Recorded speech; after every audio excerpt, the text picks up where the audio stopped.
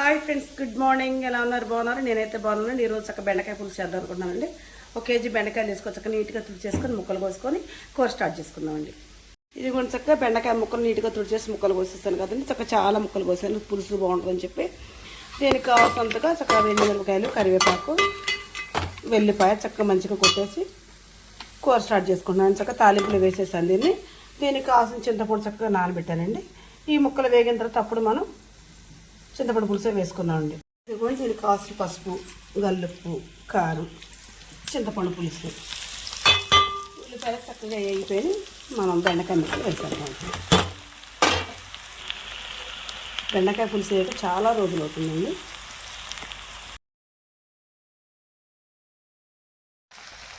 ఇదిగోండి కొద్ది పసుపు,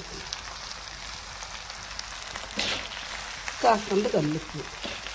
దీన్ని మొత్తంగా మనం క్లాత్ పెట్టి కూర దాకా చక్క పైకి కింద ముక్కలు అనేస్తున్నాం. ఇదిగో ఈ విధంగా చక్కగా మగ్గింది. ఇందులోకి కొద్దిగా కారం వేసేద్దాం. ఇదిగోండి కారం వేసేస్తున్నాం.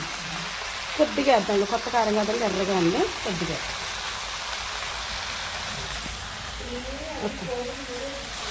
దీని ఒక్క నిమిషం అయ్యాక మనం ముక్కలన్నీ కలిగి ఇదిగోండి చక్క పసుపు, ఉప్పు, కారంతో ఈ విధంగా మగ్గింది. మనం ఇప్పుడు చింతపండు పులుసు పిసుకుని పులుసు పోసేద్దాం. ఇంకా దీన్ని బట్టి సరిపోకపోతే కొంచెం మళ్ళీ పిసుకుపోద్దామండి. పోసేసి కాసేపు ఉడకనిచ్చుకుందాం.